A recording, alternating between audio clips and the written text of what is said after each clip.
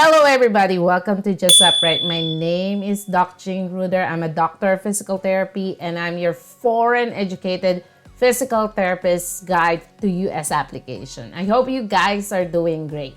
So what we're going to discuss today is about the tDPT or Transitional Doctor of Physical Therapy program and why in unfortunate some cases it is not enough to pass the credentialing, okay? Specifically the FCCPT Type 1 review for immigration, okay? So I have heard some stories of applicants, even though they finished their tDPT, they still have deficient subjects and they were not approved of the Type 1 review for immigration. So we're gonna look at what may be the cause of this and what is or are the possible solutions in order for you to pass the Type 1 review for immigration from FCCPT, okay? That is coming right up.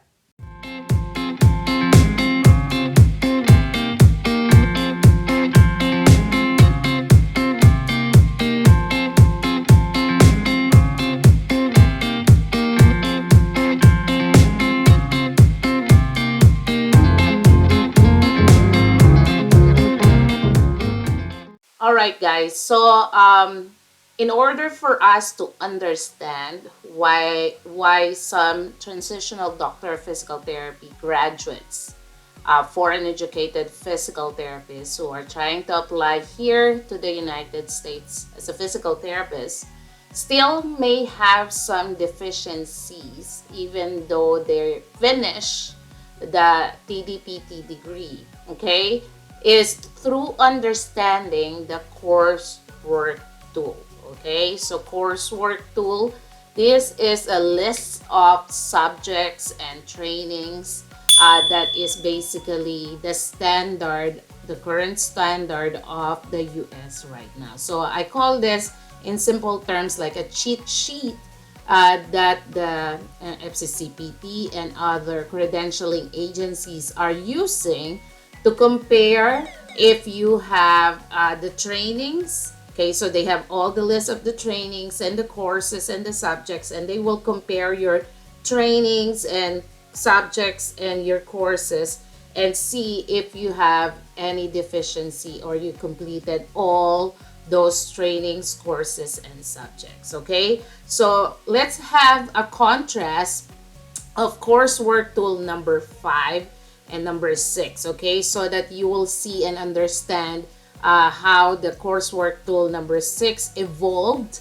and how it has more requirements compared to coursework tool number 5 and the previous coursework tools. Okay, so as an overview, okay, as you can see here on the slide, let me get my laser point. Okay, here, so the applicant must meet the requirement not less than 150 semester credit hours as prerequisite. That is under coursework tool number 5. But if you look at coursework tool number 6, from 150 semester credit units, it becomes 170 semester credit hours, okay? But actually, FCCPT Type 1 review for immigration, their requirements is actually 210 semester credit hours. Okay, so I don't know why it is higher. If you know, let me know. Put the comment down below. Share with us if you know why Type 1 review for immigration is 210. But if you're going to use CGFNS, they still follow this 170 credit hours. Okay, so the CGFNS visa screen certificate is just for the visa application. Okay, so unlike Type 1 review, FCCPT Type 1 review for immigration, it is both for taking the NPTE and for immigration purposes. Okay, so it's dual purpose. I have other videos that I explain the difference between FCCPT Type 1 review and CGFNS visa screen. So watch that, okay? So And also, both of them stated post-baccalaureate degree. Okay, so it means that in order for you to pass the Type 1 review for immigration, okay, you must at least have a master's degree or tDPT degree. Okay, the applicant must also meet any jurisdiction specific requirements. The jurisdiction here means the state. So if there's additional requirement from the state, then you have to meet that requirements as well. Okay, so as you can see, I'm gonna put myself here. Okay, in the coursework tool, there are two parts, okay? Two general parts. The first part is general education, okay? So those are the basics, and we're going through them later. And then if we go down, okay, here you can see there is professional education, okay? So general education and professional education. Those are the two main divisions or two parts of the coursework tool. So if you go here under general education, you can see, okay, both coursework tool number 4 and number 5 and number 6, they are the same, almost the same, except they added performing arts in coursework tool number 6. So if you look at the general education, these are the basic subjects. So English, English composition, speech oral communication, foreign language, native language, literature, visual arts, performing arts, philosophy, ethics, chemistry with laboratory, okay, physics with laboratory, geology, astronomy, biology, anatomy, physiology, zoology, kinesiology, neuroscience. And under social and behavioral science, you have history, geography, sociology, psychology, economics, political science, religion, and anthropology. Okay, so these are general education. So if you go down, there's some more, the mathematics. So you have statistics, algebra, pre-calculus, calculus, trigonometry, geometry, and then they added on coursework tool number 6, computer studies. Okay, so those are the general education. Okay, so let's go to professional education. So if you look first at coursework tool number 5, the professional education, they only have 5 divisions, okay, under professional education for coursework tool number 5. So as you can see here, they have basic health science, they have medical and clinical science, that's number 2. Number 3 is clinical education, and number 4 is related professional coursework. So coursework tool number 5 only has 5 subgroups under professional education, okay? But coursework tool number 6 has 7. Okay, so they really expanded coursework tool number 6, okay? So the highlighted here, these are additional subjects that were not specified on coursework tool number 5. So if you undergo the educational credential review, these are some of the most common deficiencies that you're going to see after your evaluation or credentialing. Okay, so under basic health science, so you have human anatomy, human physiology, neuroscience, neuroanatomy, and neurophysiology, the kinesiology, functional anatomy, or biomechanics, pathology.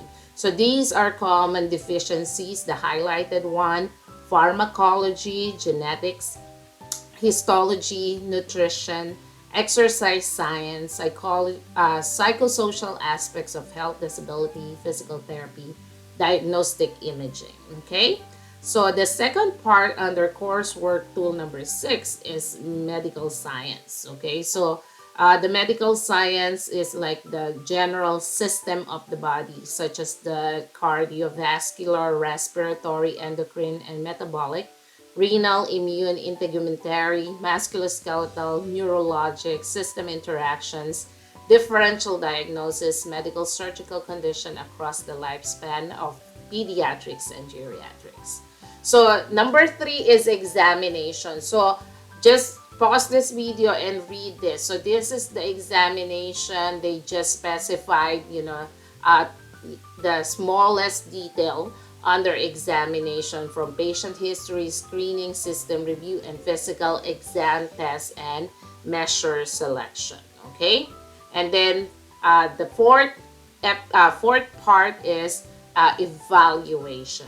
Okay, so evaluation with data analysis and evaluation, patient problem identification, findings that warrant referral, prognosis and goal formulation, and plan of care development. Okay, and then 5 is plan of care implementation. So again, this I'm not gonna read all of this, but this area here, the plan of care implementation, is also very common deficiencies among foreign educated physical therapists. Okay, so I see this a lot in different Facebook posts of people with deficient subjects. The airway clearance, integumentary repair protection, wound debridement, electrotherapy, physical agents, mechanical agents, community work, functional training, self-care, home management, functional training, manual therapy techniques, patient-client education,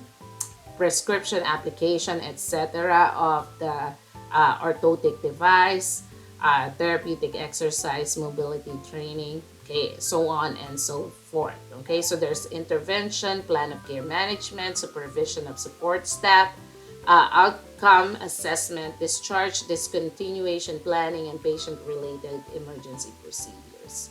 Okay, the clinical education, so this is your internship, okay, and you have to include that. Where were you assigned? How many hours of internship did you do? So from coursework tool number 5, it was 800 hours. Now it's 1,050 hours, clinical hours, okay? And then related professional coursework, again, these are the common additional courses that are deficient, the health system administration management, clinical decision making processes, teaching and learning, documentation, ethical aspects and values of physical therapy practice, teamwork and interprofessional collaboration, and consultation. Now, some I actually had cultural competence also as deficient subject for mine. Okay, so we have seen, okay, the different parts of coursework tools. So again, I'm going to just have a summary of that. We have the general education as the first main part, and we have the professional education.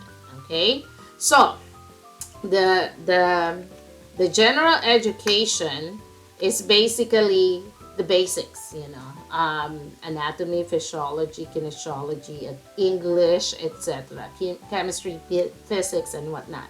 Okay, math.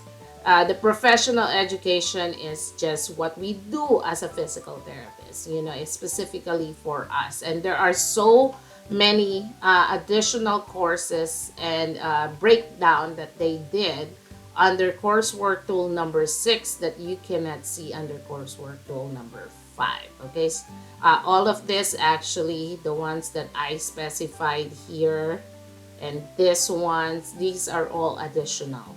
Okay, and also this highlighted one that you cannot see on coursework tool number 5.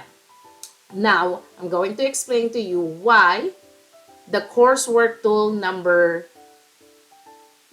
why is it that when you have a doctor of physical therapy program and you graduated from that, why is it not enough? The reason is, okay, let's go back here.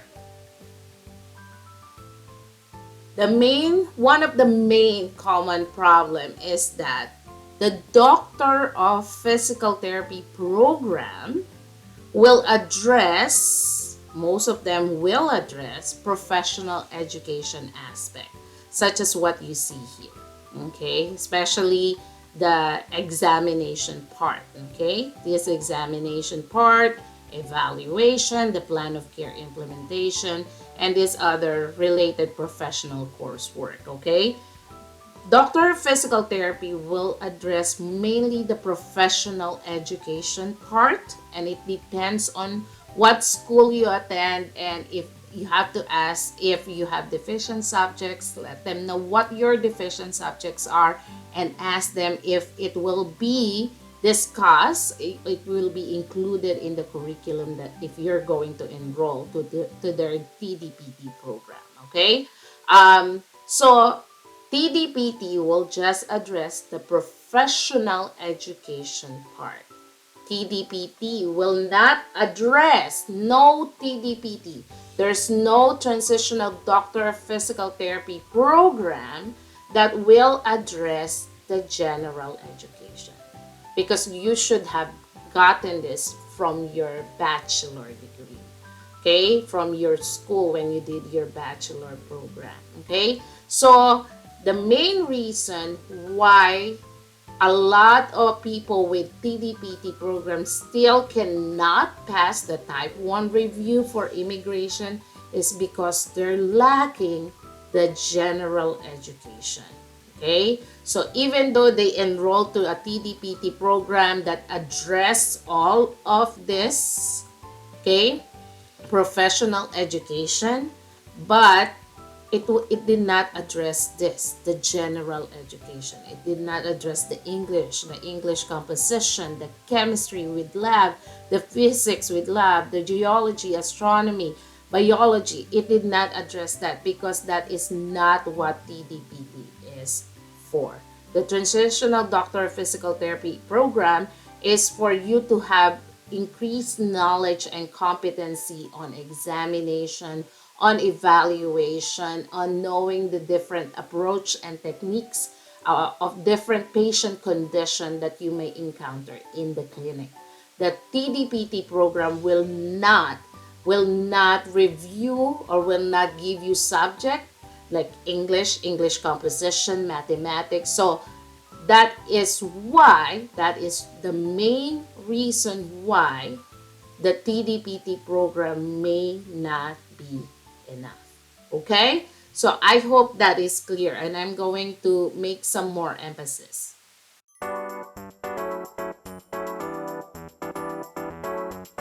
Okay, so when you find out, for example, the best way to know whether you're missing any general education or whatever subject deficit is to undergo the educational credential review. Okay, so that is that purpose. They will review your syllabus, your course description, and they will tell you what are your missing subjects, your missing courses. Okay, so that's the best way to know the deficient subjects. I made a video, you can watch that here.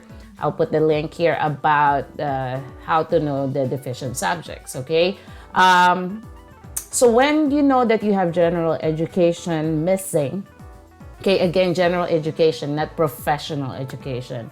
So one of your choices is to take the examination called CLEP, okay? CLEP examination.